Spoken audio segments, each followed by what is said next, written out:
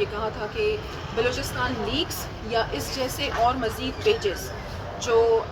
Parliamentarians کے حوالے سے اور ان پہ جھوٹے الزامات لگا کے اور ان پہ مختلف قسم کی آپ یہ دیکھیں کہ ویڈیوز بناتے ہیں اور اسٹوریز لے کے آتے ہیں سوشل میڈیا پہ، تو ویسے بھی ایسا لگتا ہے کہ دوسروں کی پگڑیاں اچھالنے کے لیے ایک سورس بن چکی ہیں. تو اس پہ باقاعدہ طور پہ تمام اراکین نے احتجاج کیا اور پھر اس کے بعد ہمارے جو اسپیکر ہیں ان کی طرف سے رولنگ دی گئی اور پھر باقاعدہ طور پہ جو سائبر کے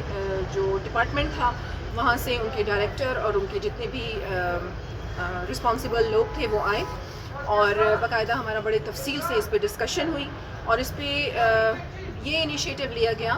کہ اب جو بھی لوگ اس میں ملوث ہوں گے جھوٹے الزامات لگائیں گے پارلیمنٹیرینز کے حوالے سے اور جن کے پیجز ہیں، نہ صرف یہ بلوچستان لیکس بلکہ ایسے کئی پیجز ہیں، تو ان کے خلاف کارروائی ہوگی، انہیں ایک تو ایکسپوز بھی کیا جائے گا اور اس کے ساتھ ساتھ ان کو سزائیں دیں گی. میڈم اس سے پہلے بھی نور محمد عمر صاحب کا ویڈیو بنایا گیا تھا، اس پہ بھی سیبر کو بلایا تھا. آپ کو نہیں لگتا سیبر کا غیر فعال ہے؟ جی نہیں، ایسی بات ہم نہیں کر سکتے کیونکہ جب میں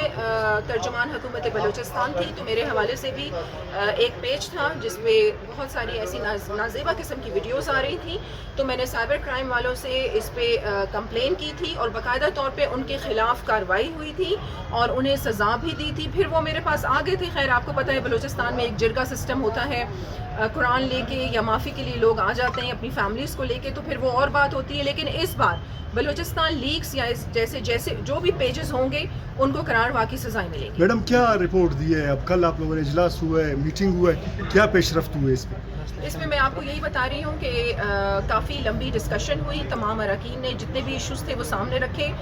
بلوچستان لیکس اور اس طرح کے کئی پیجز کے حوالے سے ڈسکشن ہوئی اور یہی فائنلائز ہوا کہ اب جب تک ایسے لوگ جو ہیں جو ذمہ دار ہیں اور جھوٹے الزامات لگاتے ہیں جب تک ان کو ایکسپوز نہیں کیا جائے گا، سزائیں نہیں دی جائیں گی، آرام سے نہیں بیٹھیں گے. Thank you.